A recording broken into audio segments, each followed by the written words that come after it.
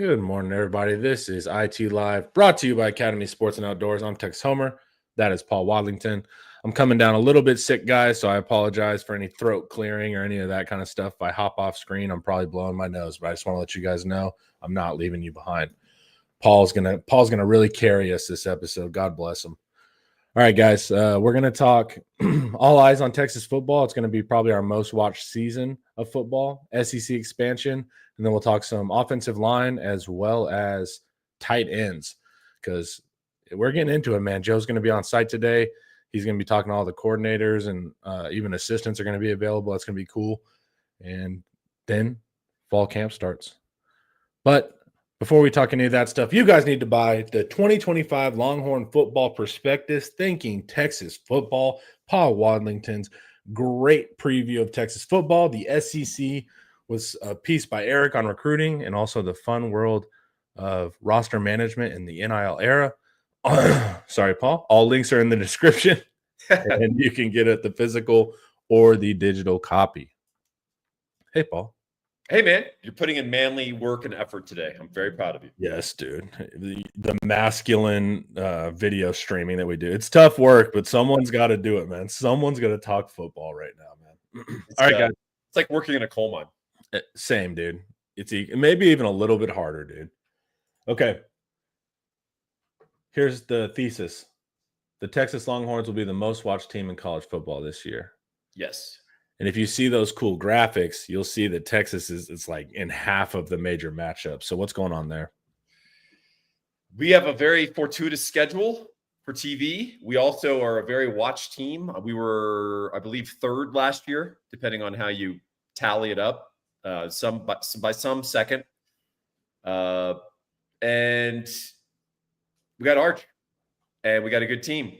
And we've got games with Ohio State, Oklahoma, at Georgia, A&M, and at Florida. And those are going to be some of the most watched games in college football. So it's going to be huge. Texas is going to be pretty clearly the center stage football team. And if we win that opener in Columbus, it's going to get it's going to get wild. It's going to get interesting. Yeah. And we have the floor you talk about too, right? People will just watch us no matter what. And we have the Floyd Mayweather effect, right? You're going to tune in to watch him box because you want him to win, but half of them want him to lose. Yeah, so there's a hate watch element. Correct. So Texas has all the heat in WWE terms. You can see us. You'll always be down to watch a Texas game if your main team's not playing. And the floor is, even when Texas plays Arkansas and Kentucky, that's 4.5 million viewers. Yeah. And that's really powerful because, it always, crack me up when some teams will be like, we were the, fifth most watched game yesterday. And it's like, they played Notre Dame. Right. And it's like, well, I don't think you were driving those TV sets. But when Texas plays Kentucky, it's pretty clear who's driving those TV sets. And even then, you're still going to get over 4.5 million viewers. Doesn't really matter where the game is played. I'll give you an example. Like last year, the TCU SMU game was kind of anticipated. Like this was kind of a big deal. It's, the skillet and all that stuff. And, this is Big 12's always said, well, we have a strong DFW presence because of TCU. And ACC says now we have Dallas because we have SMU. They had 350,000 viewers. Yeah, it blows my mind when I'll watch like a Kansas State viewership and it's like 700,000. Yeah. And it's like, oof, you don't even realize the scale difference when that happens. And that's something I think the Big 12 is realizing. Well, I mean, frankly, they're happy they have a contract, but the networks didn't properly calculate the effect of Texas on the Big 12, which is something I've been writing about for a while. And then to a lesser extent, OU. And the Big 12 was not represented in the top 50 games last year. And the Big 12 games that were the Big 12 title game, which makes sense. Yeah. And Colorado twice. And if Colorado starts to wear off, the Big 12 is really up the creek. Now they have their contract, so they're happy.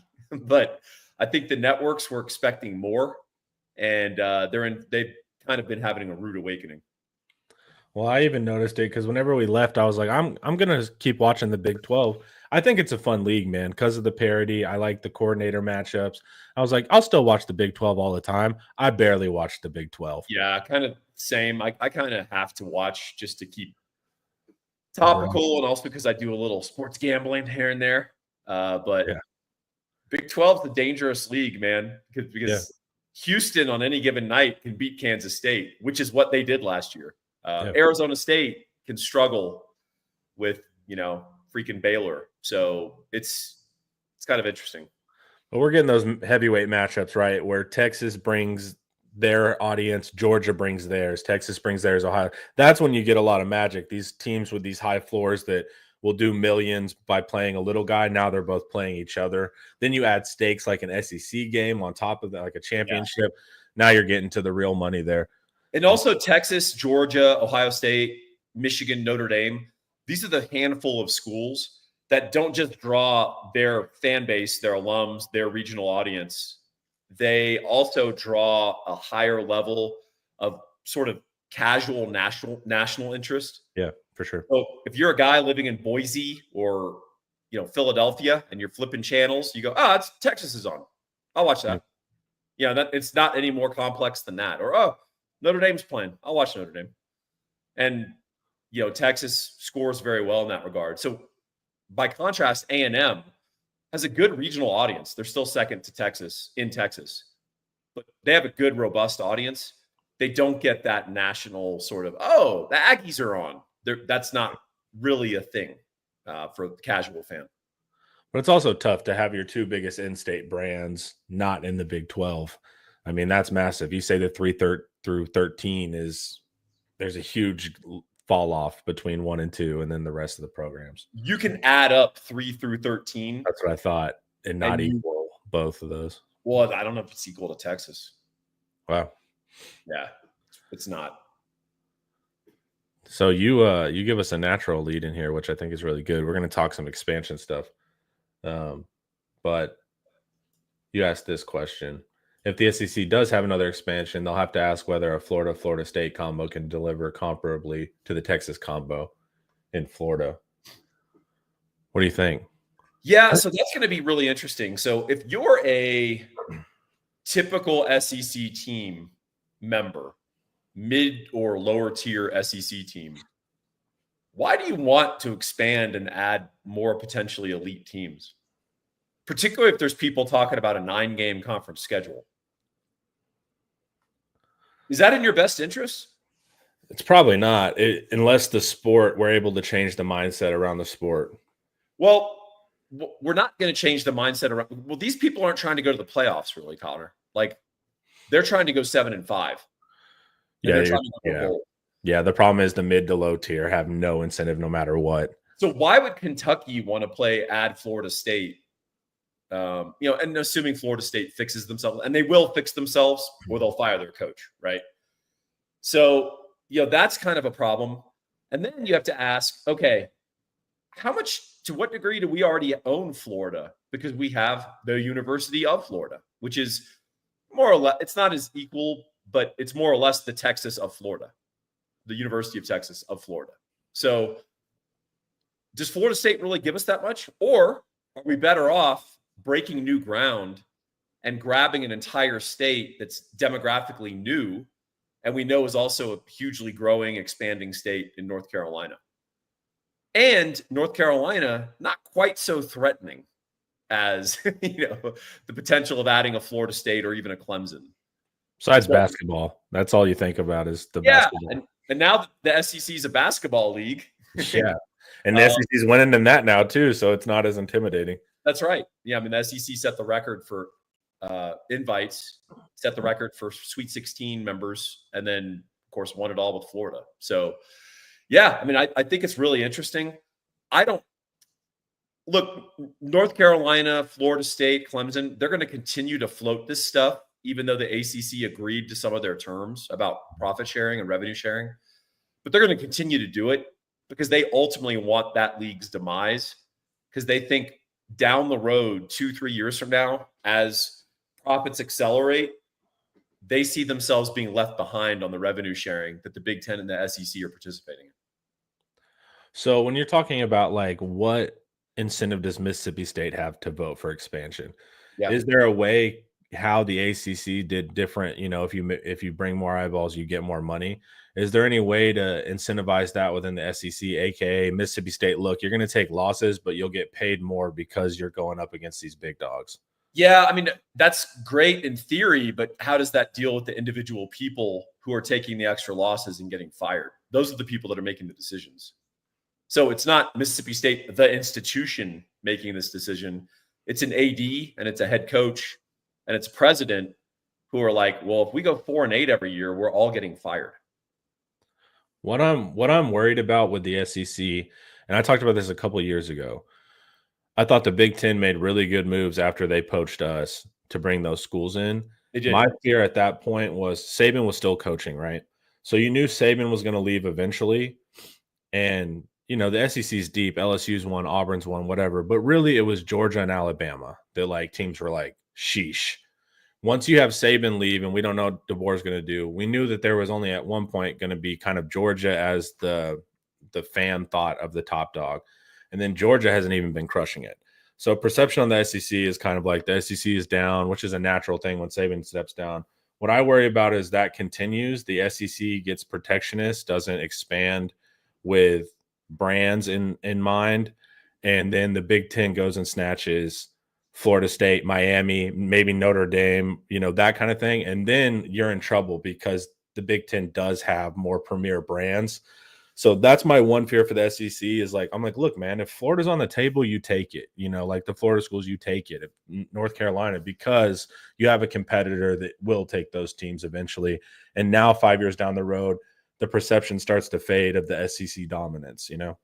Yeah, I mean, really, it's going to come down to whether the degree to which we still pretend that all of the schools in a conference are equals. Right.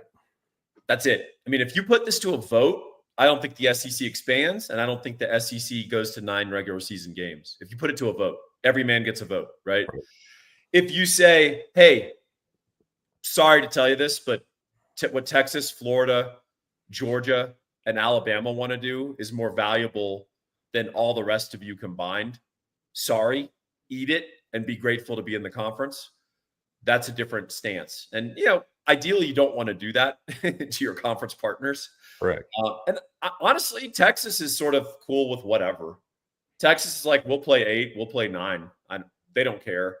The thing about, as a Texas fan, selfishly, that I would fear of the 9-game SEC schedule is if we lose out on these premier non-con matchups like Ohio State, Michigan, Notre Dame's coming up in the future. Those are fun, man. And if we're if we're more hesitant to schedule that kind of stuff because of a 9-game conference schedule and expansion, then I don't know. That's kind of a bummer. But Texas is kind of agnostic. Like, we're like, whatever people want to do, we'll do. I don't think we're ardently opposed to 9 games, or we're huge supporters of 8 games. Well, I know that they would like it for ticket revenue, right? Because OU makes you lose out on a game. You know, it's a great rivalry, but every other year you don't have that home thing. So I know 9 games would probably be beneficial to, you know, Del Conte, because they could get another potential home game every other year. Yeah, I mean, CDC counts his wins in revenue and profitability, right? Yeah, you got to for him. And, well, I mean, there's other stuff too, like, you know, winning games. You know, yeah, but we kind of lost sight of that for about a decade. Yeah, you don't want to go too much into the Cowboys model, right? Where it's pure profit and who cares what happens on the field. But that's what I always thought was interesting with the 9 games, particularly from Texas's and even OU's vantage point, is like, look, we're losing a game because we do a neutral every year, so that's going to be a big thing. But here's my thing: when you talk about the younger or the worst teams, you know, they're like, look, we don't have any incentive to do this. It's like, well, great, you joined a conference.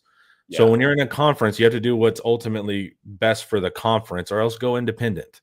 You know, so this like mindset of being an independent, but also I'm going to take the benefits of a conference. Right. At some point, you get what I'm saying? There has to be some collective minded positions, AKA, I know Florida probably doesn't want the other Florida schools in there. We get that personally, but it's going to benefit the league, and we need to do what's best for the league, because the Big Ten is going to continue to grab brands. And like I said, 5-10 years down the road, this Saban and Kirby Smart will fade from memory, and now Big Ten is the cool conference. And the Midwest viewership and all that is really good. They have really good fan bases and alumni networks. We need to not be thinking what affects my Mississippi State team right now. We need to be thinking of what does this look like in 10 years. Yeah, I mean, but ultimately these are human beings with these jobs, right? And these, if they get but fired, that's what you say. You have to overrule them, right? You have to they're going to have this self-preservation instinct, and they're not doing a conference preservation instinct. So step in and be like, look, I'm Sankey, I'm the commissioner. At some point, we have to do what's best overall. Yeah, I mean, this is very naive, but I'd like to see us start just doing kind of what's best for the game and the fans, right? Because we've done the whole, let's all follow profitability. Let's all follow that. And at a certain point, you have to say, are we actually, alienating fans from the game? And if you combine that with NIL and all that kind of other stuff, I think you really do run the risk of having future generations just viewing college football as pro football. And if you do that, pro football is better at pro football than college football is at being pro football. Yeah, but it's also like pro football does great. It's like we don't want to turn into pro football. I get that. We can't compete with the NFL. But it's like the pro football model has worked tremendously. Profitability, yeah. But even viewership. I mean, viewership's great. That's it. Yeah, that's what profitability is. It's viewership. Yeah. I mean, but we're using them interchangeably. The point is, have you ever been to an NFL game? I mean, yeah. It's not very hype. It has the ambiance can't touch a college football game. It sucks compared to a college game. It's very corporate. You're just looking around. Yeah. And I've been to Raiders games, which are the least corporate. Like I went to Raiders games in Oakland. I mean, when I went to the pregame tailgate, it felt like a jail yard. So, but even then, it's just not the same. So, yeah, I just think you got to try to preserve some of that stuff. And I don't know. We'll see. This is the hard part too, right? Like you ask Mississippi State's leadership, coaches, and stuff like the average coaching tenure is 3.1 years. Is that right?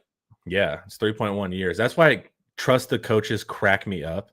Because it's like, guys, we don't have a worse it's like CEOs and football coaches. Like they're gone all the time. Why would I trust people that average 3.1 years? But also the decision making, like you said, is like you have to think beyond it because as Greg says here, these presidents are not going to be here in 10 years. They're going to go on and do something. So it's like, look, you got to look long term. I get you want to have your constituents' opinion, but ultimately they aren't going to be there anyways.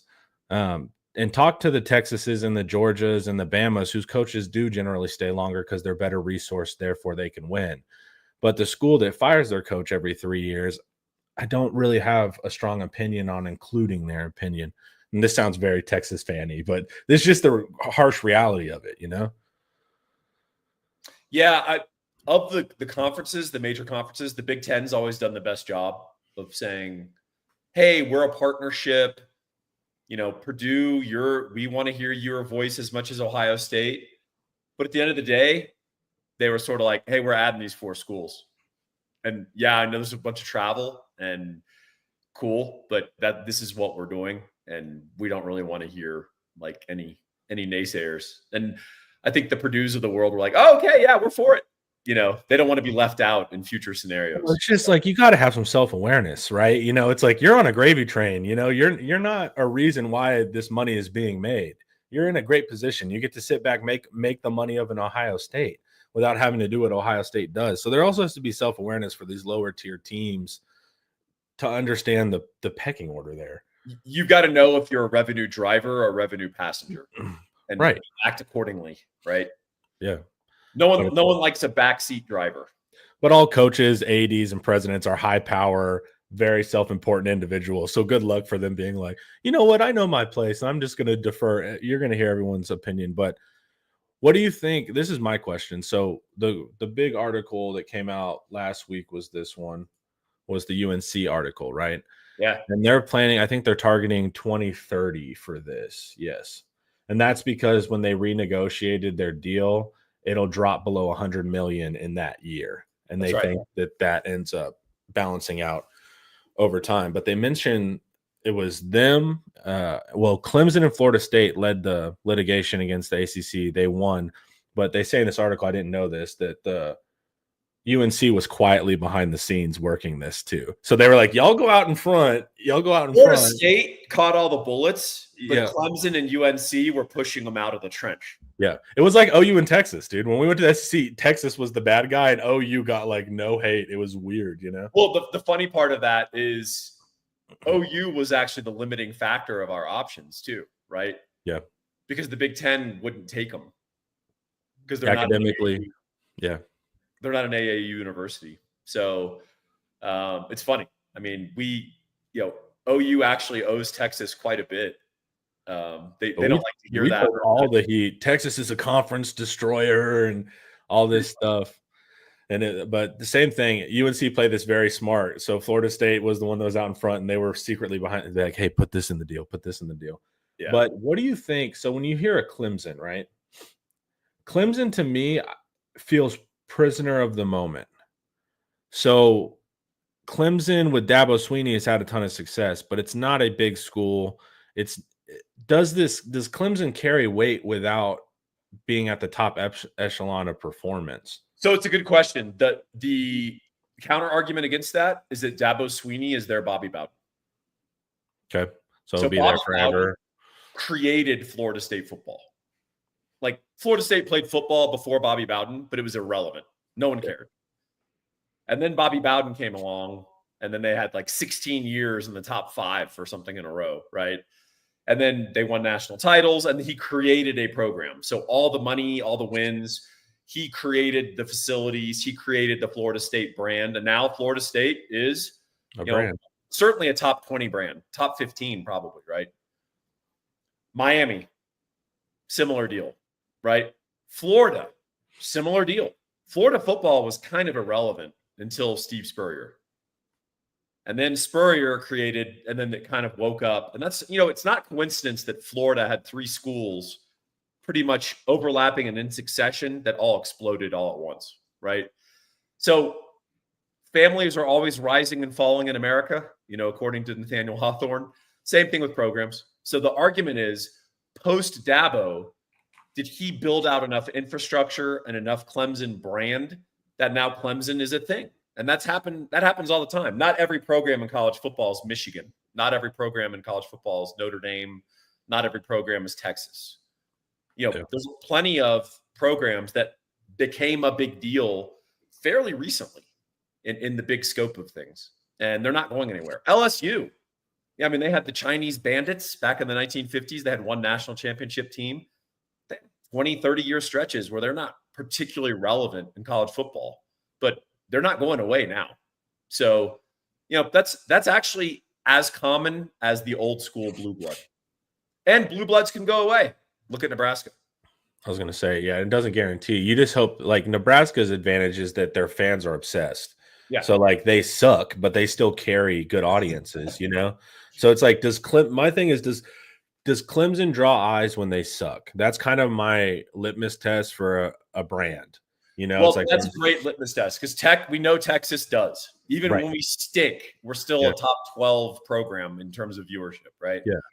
Some of that might be hate watch, as you said, but the answer is we don't know until that goes away. And what we find is if you build enough of a brand, you win some titles, then you create this momentum, not only that's built on vapor or perception, but Clemson has actually taken all that money and that revenue and all their new students that come to Clemson, and they have built out like amazing facilities. You sent me that documentary where the Clemson players are like, gosh darn it. Yeah. Shucks. I'm going to whoop you. Yeah. But you saw their facilities and stuff, right? It's cool. Yeah. Yeah. So their locker room is weird though, dude. That locker room is strange. It's like a central thing, and then they spoke off. Like each one. It's a weird looking locker room. Yeah. But none of that existed before Dabo. So you can build yourself into a program just like you can lose it. Yeah. So if you had to take 4 right now that make sense, not just, I want Notre Dame. Who would you add? I think it's I don't think I'd take 4. You would take 2?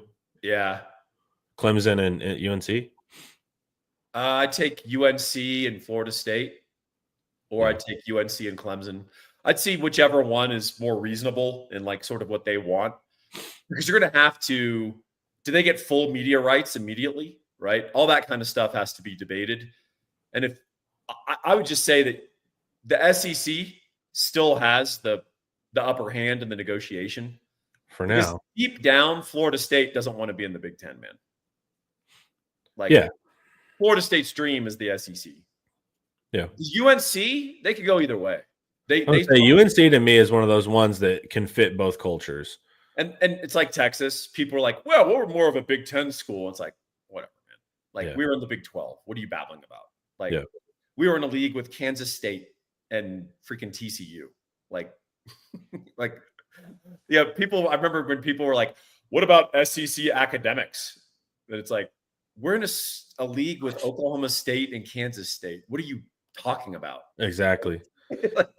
And it just doesn't matter in that regard, because what matters is your school's academics. And so they're going to come to your school because it has good academics. No one's going to be like, well, your lead wide partners are not as good. Well, you're not going to school there, so it doesn't matter. It doesn't matter. There's no national merit scholar who's like, well, Nebraska is affiliated with the Big Ten. I think I'm going to Nebraska.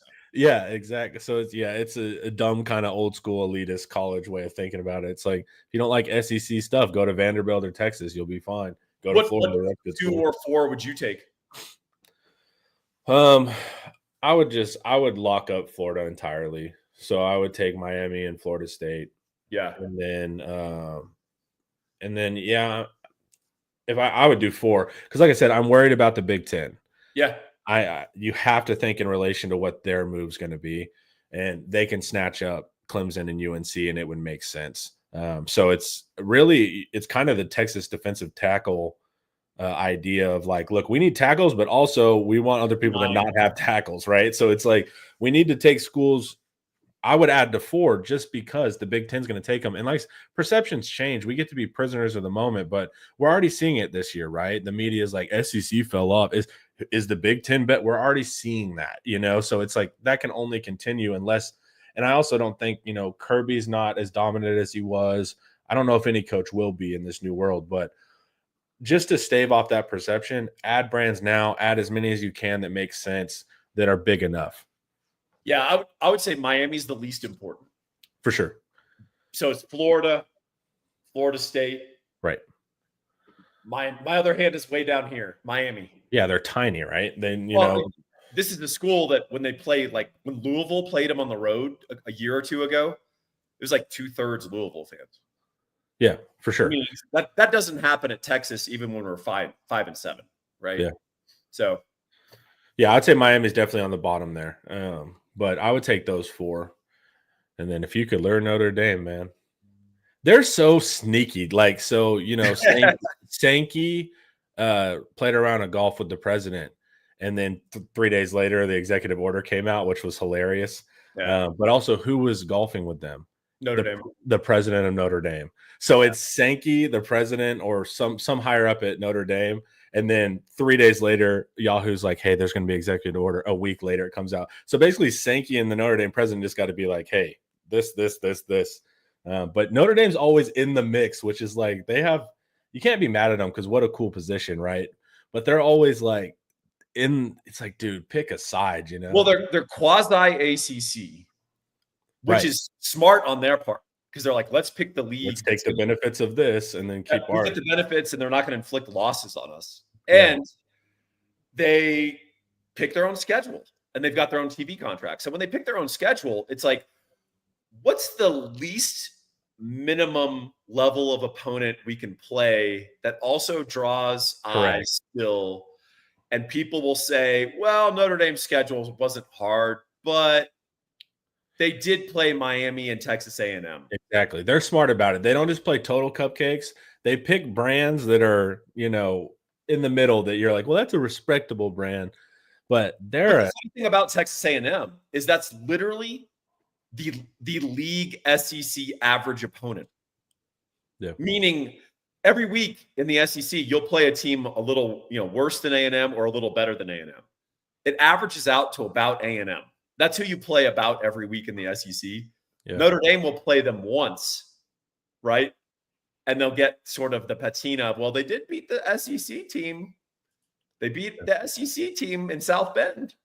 Yeah. And it's like, well, they didn't play them 7 more times at away as well, right? So it's brilliant how they construct their schedule. It's always like just enough schedule strength to put them over the top. And then you got to give them respect. Like, look, if you can be in that situation, God bless. But it is frustrating when you're in a conference just seeing how they can maneuver everything and get the benefits of a conference, the benefits of an independent. Like they're pretty wild. But any final thoughts on this, Paul? Are you good? Nah, I just think it's kind of interesting. Someone was asking about Memphis and the Big 12 turn down. Yeah, that was pretty up in the chat. That was pretty funny. Let me try to pull it. Let's see. I don't know how early it was. Oh, here we go. Oh. So did the Big 12 make a mistake turning down a $250 million bid from Memphis? They went with the SMU model, right? Like, there, take everything. And then they even said you can kick us out later if we don't perform. It was about as, like, reasonable and respectful as Memphis. Like, look, we get it. And they still were like, nope. Here's why. When the Big 12 expanded, they added 4 schools that are actually – 3 of them are lesser than Memphis. 1 of them is better. BYU's better. But like Houston and Cincinnati, Memphis is better. The problem is they've already added those teams and they understand they're in a contract and it's a way for their TV partners to renegotiate. If they start trying to change that, the Big 12 conference viewership numbers came out last year. They're not good. So if they try any kind of renegotiation, it doesn't matter what Memphis is offering. They'll lose money somehow. It's not good. So, and honestly, it's you're just adding another mouth. I mean, it's not like Memphis is not Notre Dame. So, but if I'm the Big 12, man, I'm basically like I'm letting the SEC and the Big 10 take the big fish, and then I'm taking everyone else. I don't care if I have a 30-team league. I'll create divisions. But it's like, to me, I want the Big 12 to be everything else, the number 3 option that has everything else. And look, we'll make this NFL style and how we do it. There's divisions and there's conferences within our thing. It's the only way to even come close to picking up the scraps. Well, I'll tell you what they did well was adding Arizona, Arizona State, Utah, BYU. Because those are real demographically sound states that are growing. Those are big institutions that like care. That's good. What they don't need to be adding more of are like Cincinnati's, who are like $200 million in debt and like no one watches them. Like, you know, it's just people struggle with like what the actual brands are and what has value and potential. And Cincinnati ain't it. So I would just say, look, here's what I would do. I would just say we're taking everybody who's somewhat reasonable, right? So we'll have 30 teams and we're not doing equal revenue share. So it's like it could even be annually based on your performance. Because what's your other option? You're not going to go to the Big 10. You're not going to go to the SEC. What are you going to go be G5? So you're gonna handle it. There's going to be 30 of you, and based on your performance is how you're going to get paid. And so it's like because there's nowhere else for you to go unless you want to be king of a G5. 12. I mean, it's also Yormark's ego. They should have agreed and pushed for the 2 automatic bid to the playoff model because it's more than they'll get most years. But by saying the SEC and Big 10 are entitled to 4 and we're entitled to 2, they're saying we're half the league you are. Yeah. And their ego won't allow them to say that, even if it's true. In fact, they're less than half, right? There's going to be individual years, multiple years where the Big 12 just gets 1 team. And that 1 team may not even be deserving. Well, that 1 team's going to get beat most likely right out of the first round too. Usually, yeah. And so they should have accepted and pushed for that 2 model because that's the best they're going to get. That's the best they're going to do. But they can't admit it. They can't basically say, institutionally, we agree that we are half the league of these other 2 leagues. So, well, dude, to me, it's like you got to be Dr. Pepper right now. Like there's Coke and Pepsi, be Dr. Pepper. You know, it's like you're going to be the number 3, but you got everything else. People like Dr. Pepper. But if you're really running a business here, good luck. You're not competing with Apple and Microsoft right now. Where do you fit in this ecosystem and take everything else? Yeah, I mean, ultimately, you're talking about a league that's like NC State, Fresno State, Everybody. everybody that's a left. If you're not watching Big 10 or SEC, you are watching Big 12. Yeah, that's interesting. So, and I put my resume in. We'll see, dude. All right. See how it goes. All right, before we keep going, guys, let's hear a word from Academy Sports and Outdoors. All right. Who's ready? I'm open.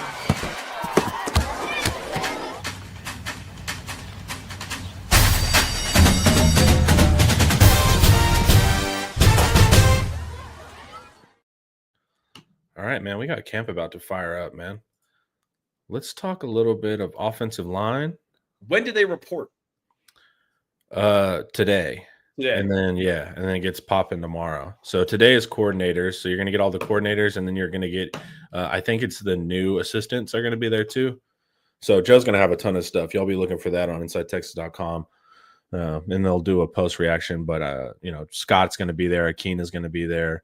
And, Sark doesn't let these coordinators, they're only available in like bowl settings and the beginning of the year. Otherwise you don't get to talk to them. It's the Saban model. So you got to hit them now, because you're not going to see them until December. Has he ever said why? I mean, I know why most coaches don't allow it. I don't know if he's ever said why, but it can screw up your messaging. Sark is very on message, dude. Like if you listen to every interview he's done, even the one with ESPN yesterday, he's got a script. He's got his 5 greatest hits, and he hammers them. And good leaders do that. Yeah, they're like, look, this is what we're focused on. I don't change. So you have that. So you have keeping your messaging consistent.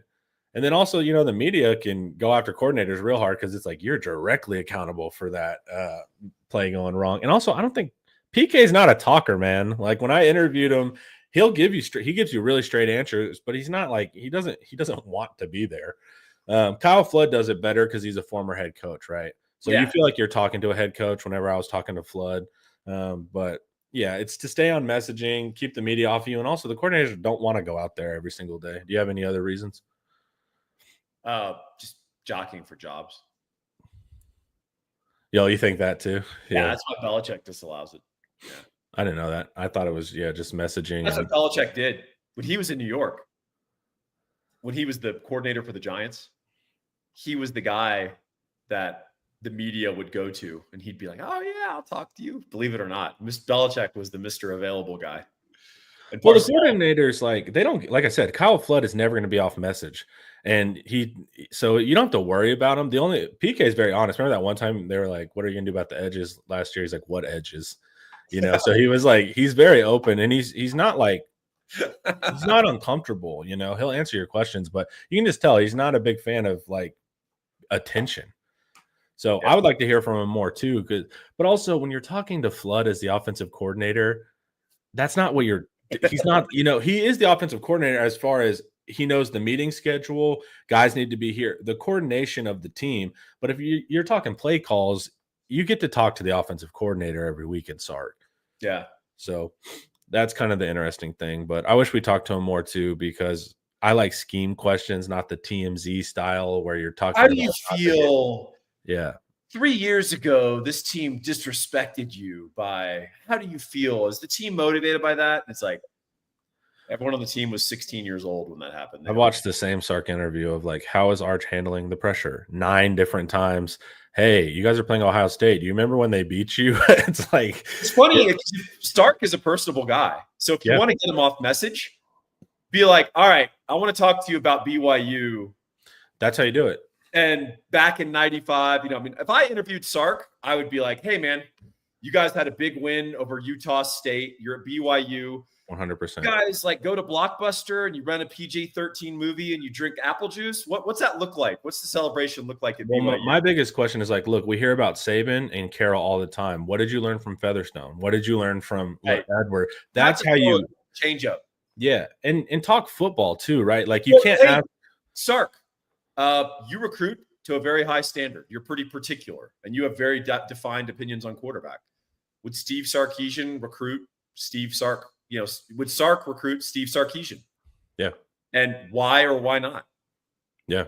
I mean, that's an interesting question. And he'd have to sit there and be like, well, I wouldn't, and here's why. Or maybe I would, because I think that kid could actually be a useful backup or whatever, right? Yeah. What did Norm Chow like for breakfast? Yeah. Yeah. But that's the kind of stuff where you get coaches reminiscing. They like that. They can also tell your intent, right? They know when you're leading them into a trap and they'll shut down immediately. Just be genuinely curious. You can't ask Sark specific strategies because he'll shut you down every time. Because coaches are paranoid, and you should be. Yeah. But talk football with these guys, man. These guys have a wealth of knowledge. Like, you can learn a ton about the game. Hey, talk football. You love to throw the ball, but you also play in 12 personnel a lot. My casual opinion is that you do it because you like max protect shots and you're trying to get the nickel off the field. Is that correct? What do you like about 12 so much? Yeah, exactly. And then you'll get a real response and learn something about them. Yeah, sure. But if you ask, how is Arch handling the pressure? It's like, guys, he's answered it. And I remember, so I'm doing all the videos for SEC Media Days, right? So I'm seeing every interview of every player, and they're doing multiple interviews. And it's the same 5 questions. And you just see Arch from interview 1 in the morning to interview 7 at night. And he's just tired. And it's the same 5 questions. And I'm like, it's got to be exhausting. And you learn nothing.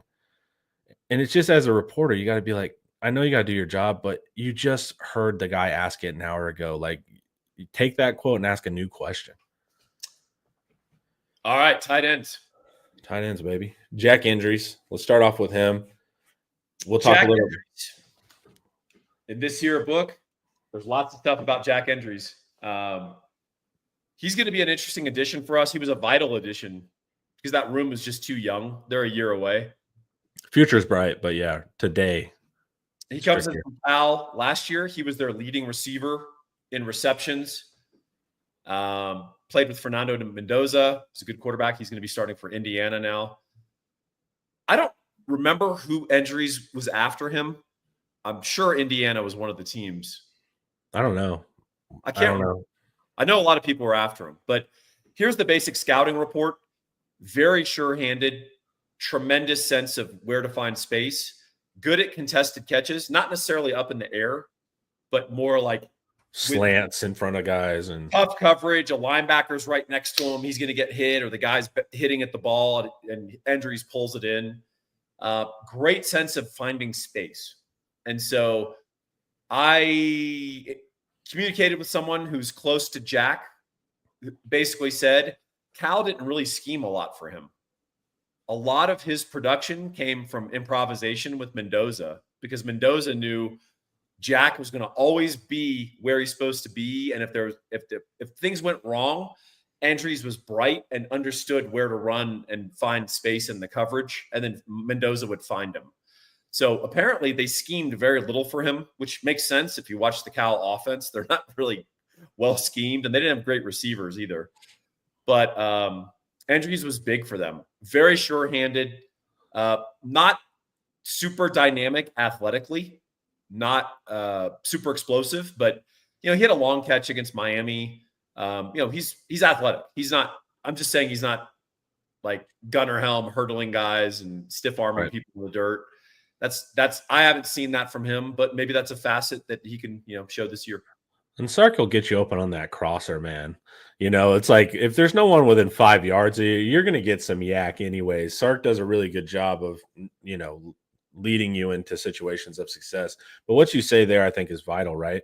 If Arch can learn, this is my work back to guy, and Arch does work back, he'll progress, and then Arch can move around. If you become that guy, that wasn't Quinn's strength. Quinn's just that's going to the running back, right? It's a check down automatically. But Arch is a little different there.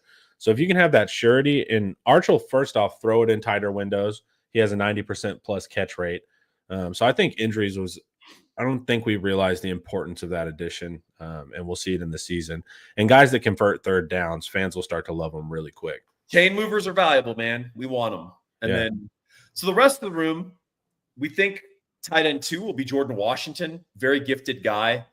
One thing that's neat about the book, about the preview, is that I kind of remind you of guys that you were excited about as freshmen. And I remind you, hey, I know this guy redshirted. He's actually the same guy that you loved on film in high school, but he's added these facets, right? He's He gained 45 pounds, and it's mostly muscle, right? So Washington was a guy. I mean, he's a guy with a lot of upside. He's going to be exciting for us. He got dinged up in the spring. Mhm. That compromised some of his reps. But he looks to be tight end too, except when Emery Winston's going to come in. And that's the guy who benefited from Washington getting dinged up. He's a guy who kept getting open in the spring. And he's built more like your classic H-back. 6'1", 230, 235. He can catch. He's pretty athletic, but he also can block. He can line up in the backfield. Texas has always used the tight end as a move tight end, as an insert, but it's hard for a 6'5", 6'6" guy to like lead on a linebacker on a power. Yeah, the leverage isn't there. It's hard, man. It's hard to get your pad level down and all that stuff. It's a lot easier for Emery Winston, who's 6'1", and he's got a big lower body and he can explode into people. And that's been a facet that's been missing from the Sark offense at Texas. Emery Winston provides that. That same guy is athletic enough to slip out into the flat and you hit him. And guys like that just get ignored by the defense. Yeah. And so very valuable piece. And of course, you guys know, you remember these kind of guys at OU and OSU. And then weird fate, we bring in Jason McIndoe from Oklahoma State, who was the cowboy back, who's sort of their H-back coach at OSU. And so he's going to have a lot of input into the offense, particularly in that kind of insert stuff. I love that hire because it's called a cowboy back. They've created their own position name for that style of using an H-back. And Winston reports from camp too is that he was in the right spots and finding zones. Yep. And for a tight end, man, that's what you want. They know where to settle down. So Injuries has that. Jordan Washington has NFL tight end, receiving tight end ability. And then Winston looks like the real thing at H-back. And then right behind him, man, we got another NFL player in the mix. It's just, when does that get figured out with Nick Townsend? Eric Naleen's favorite player to ever play the game of football, Nick Townsend. So 240-pound guy now, 235, who runs a sub 1,100 meters. Now he's on the 4x100. He was running track this spring. He was on the 4x100 team on his high school. And you don't see a lot of 235-pound, 6'3" guys running like, the third leg of the 4x100. So pretty impressive. And if you watched him in high school, very physical. I thought he was equally as good a recruit on defense as he is on offense. Yep. I'm glad he's on offense because I think his skills are more unique there.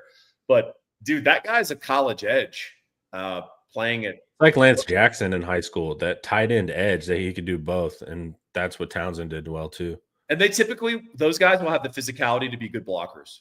Yeah. Because they don't just view themselves as big receivers. And so that's important. So our tight end room, like, remember we were talking about edge 2021, how bleak it looked. And then now it's this super team strength. Our tight end room is 1 year away from being like, oh my God. And Jack Endries is the bridge that gets us there. Yeah. So a year from now, we're going to be psyched about our tight end room. 2 years ago, other than our starter, whatever was behind him, I wasn't psyched about. Or it was a 12 personnel guy that like we weren't going to integrate much, he would block or he would leak, but it wasn't anything crazy. Then we have Spencer Shannon, who, reports are he gets in 12 personnel. I don't know for how much longer, really tall guy. So hopefully he can contribute, man, because we were excited when he came out. He was a modern day kid, I think. So he's been kind of lost in the mix for a couple of years now. Yeah, he's 6'6", 6'7". The best thing that he can do is push his weight. He's finally over 250, which is good. I think he'd be at his best at 270, honestly. Yeah, just an inline guy. Except that I'm a blocking tight end and I'm out here to like mess up defensive ends, because he's not going to beat the receiver guys as a receiver. Yeah. And then finally, Will Randall, who's Arch's buddy from Isidore Newman, had an injury and he's been sort of quiet on the depth chart. I know he has great hands. I'm not sure about his, how well his athleticism levels up. He seems like the typical all the white stereotype buzzwords, it's like he could be sneaky athletic, all of that stuff. But to me, real Will Randall was like, maybe this is one of those guys that you see in like year 4 and year 5, like a real H back that's like, earned it basically walk on ish realistically. Even though he's not a scholarship player, but I thought maybe in years, I don't know what that's probably not happening now with this depth, but to me, it was like he could pop up in 4 years type of thing. Well, I'll say this with recruiting, because everyone's like, we should just have a team of 5 stars. It's like, well, that wouldn't work. Right. There's some guys who have to do dirty work. There's some guys who have to sublimate themselves and like do the little stuff. And by the way, those guys, half those guys would transfer out because they're on the 3rd team, right? Right. So you have to have some guys who are actually developmental down the line, who do the right stuff. And then you might be shocked what they become as a 5th-year senior. Well, I was going to say too, is like, man, those 3 stars, they go to the NFL too, not at the rate of a 5-star, but to discount them, those guys rise, And so it's like in year 4 and year 5, they could be as good as a 5-star. So you also have to account for people just on a longer curve. Like you said, it doesn't, and you run into that, right? Like our left tackle room is tough to get star left tackles in because guys are leaving in 3 years. That's screwing up the cycle, but also they're aware there's a 5-star ahead of them. It's basically like receiver, right? Last year you get Lockett and French. Now this year you have to cool off. So whenever a position goes really hard and gets a bunch of top end talent, that next year you have to account for that too. So there's always going to be these kind of natural breaks in roster management now, which I think is interesting. Agreed. Justin Wales asks, he just went away. Justin Wales asks, so is Townsend is a souped up JT Sanders? He's more athletic. JT Sanders, his athleticism is not gross traits of like 40 and vertical leap and shuttle time and bench press. JT Sanders' athleticism was body control. Yep. I mean, he had freaky body control, very strong hands, and a great ability to like twist his body around in a weird angle and catch a ball, right? Townsend is more like a gross traits guy. He's going to test well at the combine. Test well, fast as hell. He's going to lift a lot. He's not a souped up JT Sanders, but he's a different type of tight end. There's different phyla of tight ends. There's like the long body control guy, easy mover types who catch everything high and they're kind of play above your head. And then there's guys that are just freaks that, run right past your linebackers and your safeties, or like physically abuse them in the open field, and Gronk is like an example of like a kind of a combo, but, then there's like the Tony Gonzalez version, which is more like JT Sanders. Right. And then there's, do you remember Vernon Davis for the 49ers? Mm-hmm. 260 and he ran like a 4.35. Yeah, like that's just the trait guy. Like I'm a better athlete than you. And I don't have to be all like great body control and all that. I'm just going to literally run past you. So I think Townsend's more of that variety, but we'll take as many varieties of excellent tight end as we can take. How did they cool off from recruiting? So look at this year's recruiting class of wide receivers. And this is not a knock. I love these wide receivers. And I love these wide receivers style better than we've been recruiting. Chris Jackson is recruiting NFL, you can block 2 wide receivers. When we're talking about 2 5-stars, right, and a French and a Lockett, there's money realities here. And so that next year you don't want to line up a bunch of 5-stars. So that's what I mean by cool off, just as far as rankings. But also with the caveat of don't assume rankings are always you believe in them in the aggregate, but I like these receivers that we have here. So that's what I mean by the way to jack up your recruiting class rankings. What? Not have specialists? No, go take 5 4-star receivers. Yeah. And then 2 of them will be gone by the end of the first semester they report. But you jacked up your recruiting rankings. It was like, whoa, they got 5, 4, I mean, so Sark purposely keeps a slim wide receiver room. He thinks extra receivers are kind of useless and probably locker room pests, which probably is pretty accurate. So we always are going to have a smaller roster of receivers. That keeps them happy because they all have a better potential to play or they see a path. And you're going to free up scholarships to put on the trenches, right? You want to have extra guys there because they have the chance of developing and showing out, right? And then, as you said, we had, this big highlight recruiting class last year at receiver. It's just hard to go get a bunch of guys right after that who are going to sit of rank. It's like so that. But we could do it. We could do it. But you got to pay for them, and like I said, they'll be gone in a year. And I think that's the problem, right? You have 5 stars before, then they can get antsy. You get these 4 and 3 stars that are great evals. Like they have all the traits, man. Like these guys are going to be good receivers. This class of wide receivers are good. They just, for whatever reason, their recruiting rankings didn't catch up to it, or they didn't, whatever. But this group, man, what Chris Jackson's doing, this is the style of wide receiver I like. These are complete. Sark had this thing where he was basically finding what I call like basket receivers, meaning you can put them on a line. If you hit them in the basket, they're going to run a 4 whatever. You hit them in the basket, it's all good. But they're not going over the middle, man. They're not blocking. They're not doing all of these things. These are complete wide receivers we're getting now. Yeah, agreed.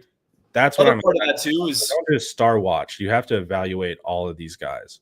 The other part too is that if you have a deficit receiver, probably the easiest position to go grab someone in the portal. That's a big thing too, right? If you miss there, but this is a cool class. But we're not talking receivers, man. No. What are we doing? But before we talk, offensive line, man. Who's the best mortgage man in all the land?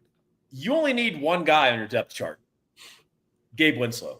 Reach him at 832-557-1095. He is absolutely great at what he does. Over 20 years in the industry. He's a Longhorn grad, passionate fan, just like we are. Also, he's passionate about this.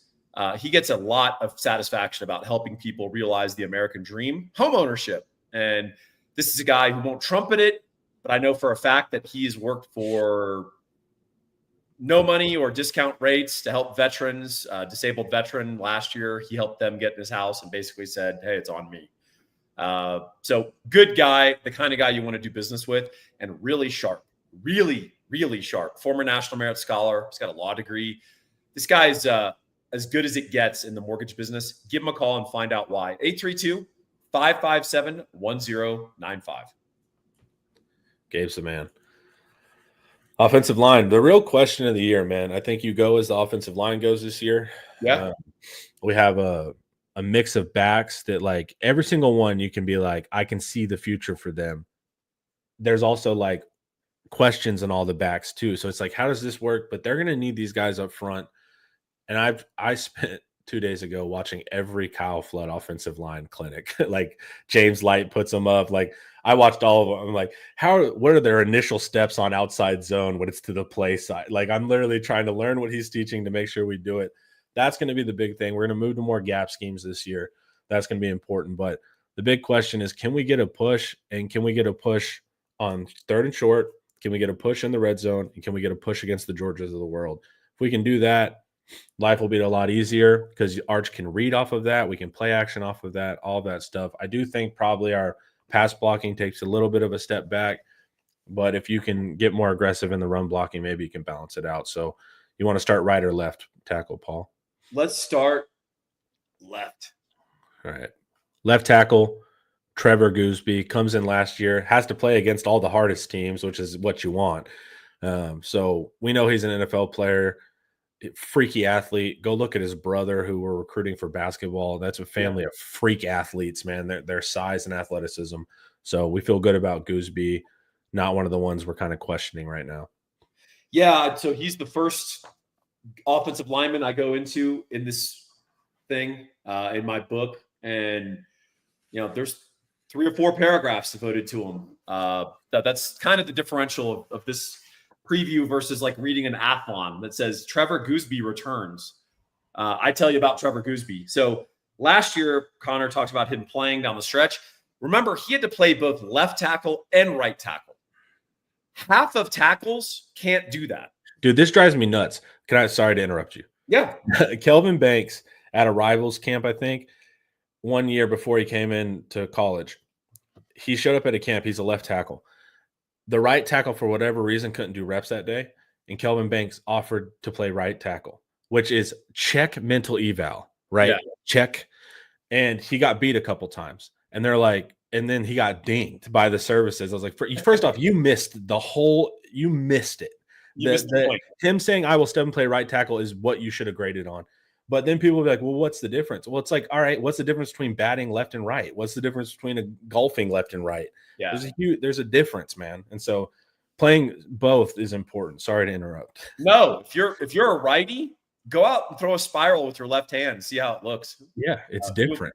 The neighborhood kids are going to point and laugh at you.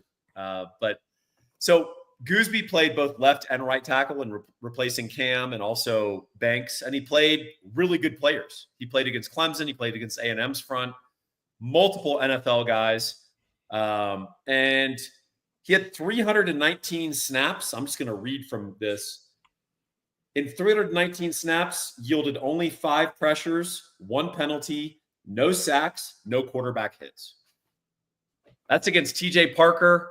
That's against Nick Scourton. That's against a bunch of guys who are going to be playing in the NFL for a long time. And he did that as a sophomore. And thrown into the fire.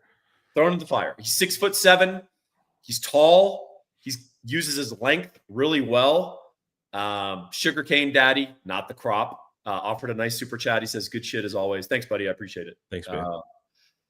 And Gooseby's really good. Where can he grow? Run blocking. Yep. Really tall. And you may not be able to tell from the picture or even seeing him, but he's 6'7" with like a flat belly. Like he's 310 and he carries it great. Probably his best outcome would be continue to get stronger, get up to 320, 325, and then he'll be able to anchor a little bit better in the run game. He's just tall, and it's really hard for a big, tall guy to fire off into someone who's in a 4-eye and just drive him off the ball.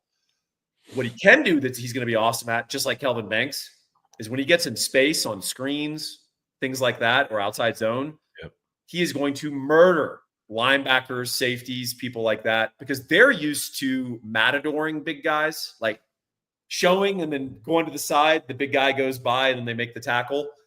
He's got good enough feet that if you try to do that, he's going to turn on you and drive you into the ground. So Gooseby's going to be a huge asset for us. I think he's going to play so well, he's going to go to the NFL. So unfortunately, we may only see one full year of Trevor Gooseby. Yeah, the problem of success, right? Now we're in a situation where man, our players are going to the NFL too fast. Yeah. Which is a crazy turnaround. That's right. Second string right now, Nick Brooks, the freshman. Funny off season, but future's bright for him. Coaches love him. That's your future left tackle, right? Yep. So big player. It's going to be interesting to see what he can do even in this year and watch him in those games after Ohio State. How ready do you think a freshman is? I mean, it's not Kelvin Banks. We have to see. Yeah. He's got to go through fall camp. Chapman's been one that's been kind of kicking around, right? We hear his name. He's kind of in that second, third year world, whatever it is. He can have value later. They're just trying to figure out when that moment of opportunity comes for Chapman, or do you end up going inside, all of that kind of stuff? So this is I think could be deceptive of our true depth chart, because you've got to find a way to rank these guys. But Jaden Chapman is actually a utility guy who could play at tackle or guard. And I think he might be our third or fourth tackle, depending on how fall camp plays out. So keep an eye on Jaden Chapman. Paul missed let's see. Gooseby was our worst O-line last year, according to some random sharp from Boston yesterday. No. Paul, you can't argue with a sharp, dude. They call them sharp. Yeah, because you know where you find sharps? On radio in Boston. That's where professional gamblers spend all their time. Yep. On public radio. I also like a holistic better being like, oh, it's the left tackle that's going to get you here. It's like there's a lot more factors than finding the left tackle edge at times. But anyone from a northeastern city opining on anything but their local pro sport, I immediately dismiss. I'm not joking. If you've ever listened or watched an ESPN or Fox show or anything based out of New York, Boston, Philly, and they talk about college sports, it's like me talking about Jai. It's like me talking about the intricacies of World Cup soccer. I'm vaguely familiar with it. I don't know anything. Yeah. We actually did talk about Paul doing a betting show, I guess, last year. Who knows? Yeah. We got a sponsor for it, but it's trying to figure out how to get that in. It's also very niche, so it's like trying to see. But I think it's interesting because beyond the bet, it's the logic behind it that's interesting. Hearing about a team, why you made the bet, not just making the bet. All right, left guard, Neto Umeazulu, a guy that we've been waiting to rise. Super athletic. Watch his high school huddle. He's a mean player. Knocks player down. Player tries to get back, knocks him down again when he was at Allen. So he has that intensity in him. It was just over the years, it's like, when's the light going to come on type of thing. Yep. But that's a super athletic guard. Big, strong guy, prone to mental errors. And that's not something offensive line coaches like. So in my preview, I talk about the idea of first do no harm. That's the first, things doctors say, right? Don't make the treatment worse than the disease. Yeah. So that's kind of the thought process for offensive line coaches. Hey, maybe my guard isn't driving people off the ball. Maybe he's not getting pancakes, but he's also not giving out free runners up the middle that nail my quarterback and put him out for the year. So I'm going to play guys first that do no harm. And that's what NATO needs to overcome. He's got to stop making mental errors. And if he does, he could have a huge year for us. Behind him, Connor Stroh, Jackson Christian. Connor Stroh needs to get faster. When I was at an Under Armour camp before he committed to us, I was watching him do drills and the feet were a little slow. Agreed. So he just needs to – he's a big guy, right? And he kind of moves like it, a little bit lumbering. So if he can get his feet faster, I don't know if that means dropping weight or just, more time in strength and conditioning. But whenever I saw him at the UA camp, that was the thing that stuck out to me. And I think he committed to us a little bit after that. But that's what I want to see for Connor Stroh. Jackson Christian, fresh out of high school type of thing, let him cook. There's really not a ton of eval there. Center. Well, we got a quarterback question for here. In case you ask, who do you think is going to be the next quarterback after Manning? Oddly enough, I was on my drive to Chipotle yesterday, and that's what I was thinking about. Because I was like, you're going to have Arch for another year in all likelihood. You have KJ Lacey, you have Trey Owens, and then you have Diabell coming in. So you're going to have a year. By the time Arch leaves, Dia is going to be a year into the program. Dia is special, man. He plays like Arch. Dia is a special quarterback. KJ Lacey also, I think, is an interesting, fun quarterback. He can move. He can make some plays. I think he's going to give him hell. Trey Owens is a fan favorite, but from Eric's reporting and stuff, it's all kind of the typical of like, we know he looked good in the spring game. We haven't seen that in a year. Needs to spend more time quarterbacking. So maybe you get some like kind of Trey Owens push, but to not cop out here, I think it's going to be Diabell, unfortunately. And I'm not picking favorites. I just think Diabell is that guy, and he'll have a year already at that point. Because here's the thing. What do? You have Arch for 2 years. Then what? You put KJ in. KJ's likely not going to be a one and done. So that means you're going to play KJ 2 years. I'm sorry I'm disregarding Owens. I'm just trying to think here. That's 2 years of KJ, meaning that you're not getting Dia playing until year 3. So to me, it's almost like, what did you do with Card and Quinn? You kind of discarded Card, good or bad, and put Quinn in maybe a year early, trying to just invest him there. Because otherwise, what are you going to tell KJ? You're going to say, like, look, you need to go out to the NFL in a year, or we're going to make Diabell sit until year 3. I don't know. So that's the logistics that are kind of tricky. I think probably Dia.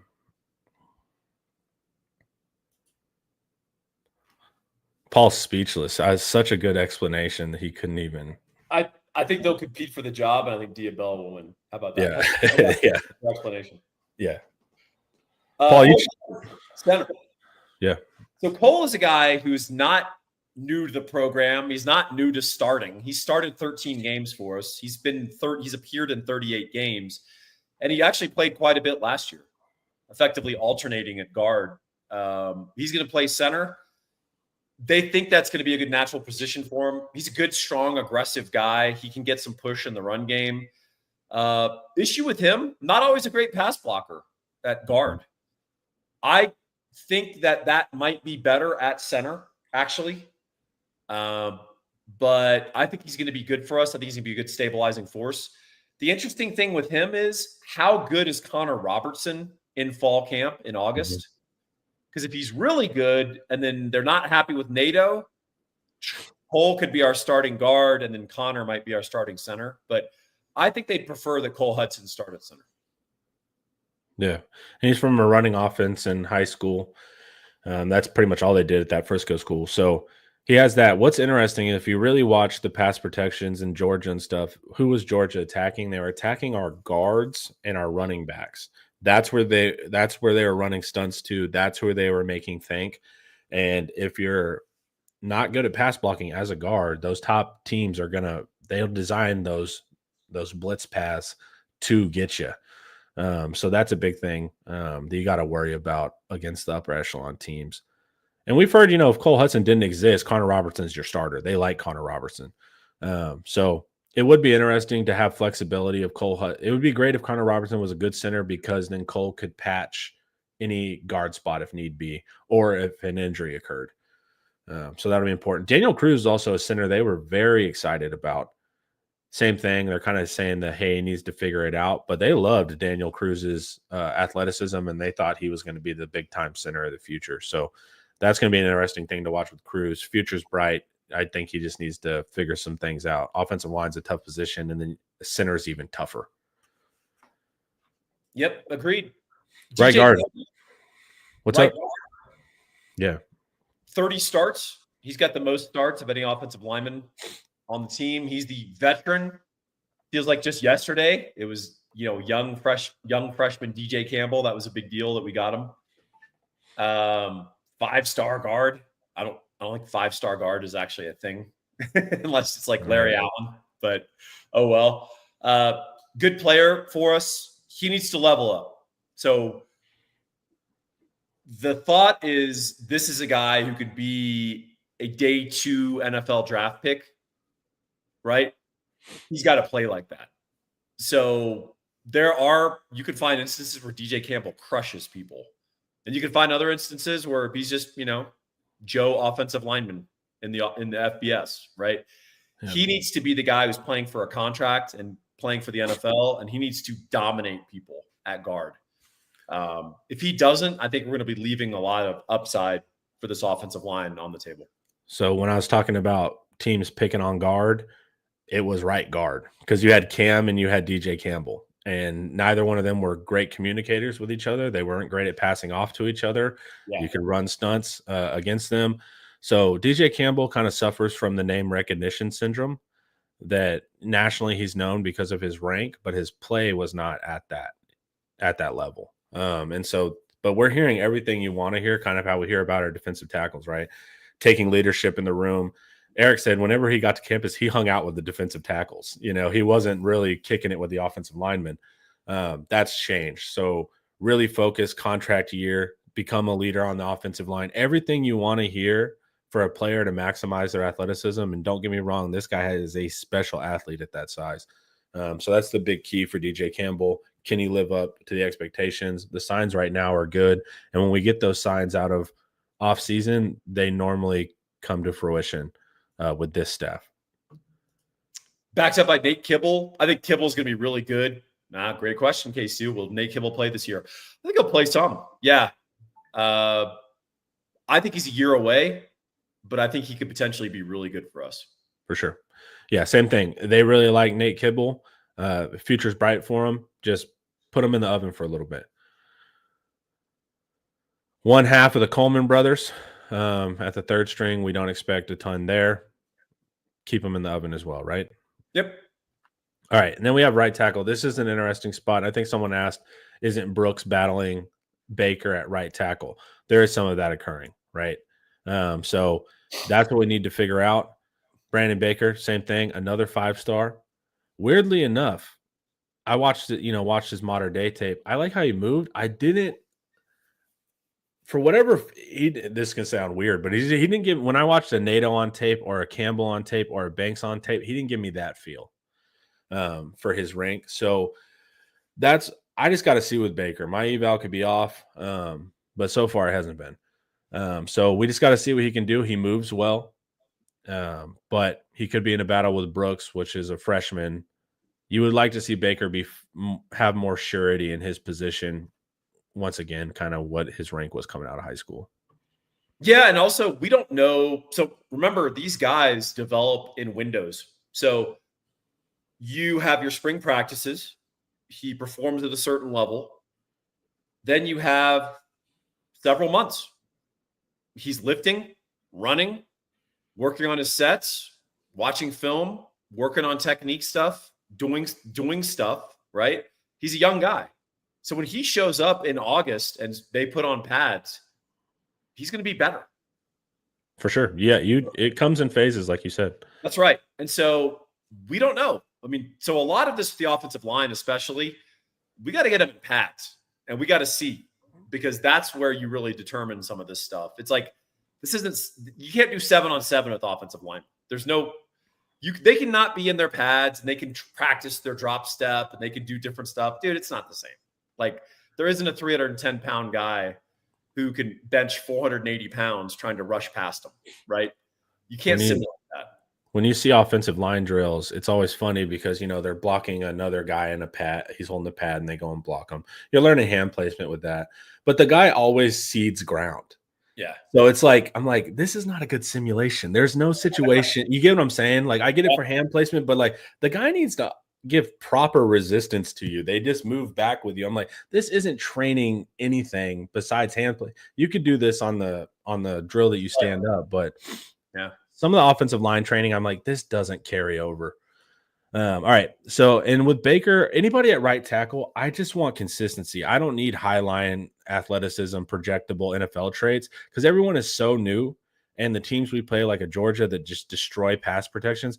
I just want the guy that knows what's up, can communicate well. I want safety at that position more than anything than like this guy's going to be an NFL tackle in XYZ. I think he's a better run blocker than pass. I mean, I think he's a better pass protector than run blocker right now, I should say. I think he's got to get a little bit meaner and just more physically developed. He's got to get stronger. So what's interesting is we have a potential for the interior three to be better at getting a push in the run game, but worse at pass pro. And then the outside two may not be great straight up in the run game, but they're potentially good at pass pro. So that'll be an interesting dichotomy. Yeah, but that's generally kind of the tackle thing.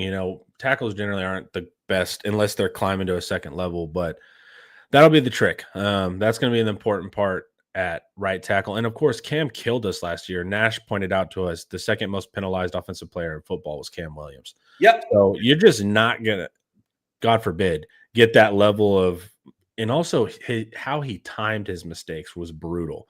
So my thing with Brandon Baker is like, look, I don't need Cam. I just need, like I said, safety and don't get penalties. And that's for the whole offensive line. Big part of O-line play is just persistence. So there can be a passivity to some O-linemen because they're like big guys and they've been told all their lives, like, don't be a bully. You're too big to bully because you would kill all of us. Yeah. And they need to get past that because a lot of offensive line effectiveness is tenacity. Like, know your assignment. And then if the guy's beating you, don't just concede, oh, he's beating me. Be like, stay on him and like keep pushing on him, even though he's getting penetration, because Arch is athletic enough and he's strong enough that the guy going by and grabbing him with an arm, that's not enough. Arch will shake it off and step up in the pocket and throw, or he'll take off running. So, like, stick with your blocks. Give Arch a chance to let his athleticism and his pocket awareness and his pocket manipulation, allow him that to come to the fore. Don't do this thing where if you lose your rep or you start to lose your rep, you just give up. Like, keep with it. Because if you do, you've got a quarterback back that narrow who can bail you out. Quinn Ewers wasn't going to bail you out of anything. So we're not going on a Quinn tangent. But Arch has the physicality and he has the ability to manipulate the pocket with little subtle movements that he will help you out. But you've got to keep going. You've got to keep with the play and you've got to keep pushing on the guy, even if he's beating you, because at least you're giving Arch an opportunity to read that and then manipulate the pocket accordingly. So that's going to be important for all 5 of these guys. You got to get some don't quit in you, and you got to finish reps.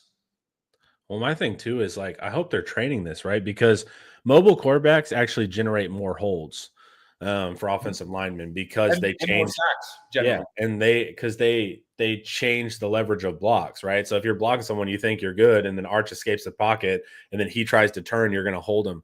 So I hope there's some GA that's faking mobile quarterback while they're doing their drills and is running back and forth so they can understand keeping the play alive. One thing, you're not going to block for 3 seconds. You might have to block for 5 with Arch moving around, but also the change of direction when Arch does start moving so you're not generating holds. Because that's a really important aspect too. Well, and they need to know how Arch is going to bail. So if you played for Sam Ehlinger, you knew Sam Ehlinger was going to bail around the tackle if he got pressure. And you knew how he was going to do it. So you could adjust accordingly. And it didn't freak you out when the defensive lineman's rushing one way and suddenly he reverses on you. Because you're like, oh, Sam just bailed. He just bailed right. I need to adjust. Arch likes to step up, actually. I mean, he plays like an NFL. He thinks like an NFL quarterback, which is he moves up. Trying to bail around the edge. I'm trying to step up, and they can just do a flyby. They can push this guy past me, use his own momentum, and now I've got to clear a window. Or Arch, when he takes off running, he doesn't take off running around the edge. He takes off running up the middle. Yeah, and that's a very subtle thing to notice. And the offensive line has to get on the same page and account for that. What are Arch's little escape paths? What are his peculiarities? Where does he like to set up? And then you've got to block accordingly because you know that you can set up the other guy for Arch to step forward in a way that he's comfortable, scan the field, and throw the ball. Well, and good quarterback coaches, and you watch NFL coaching, they'll tell quarterbacks, make your tackle right. Yeah. So if the guy's running by the tackle, they're telling the quarterback, you need to step up and give your tackle the leverage. Yeah. I mean, they work together, and but you have to train that, man. You'd watch it with Jalen Daniels in Kansas, right? All he did was run around, but the line was really good at knowing he was going to extend the plays and not holding. That's going to be a big factor with his play style.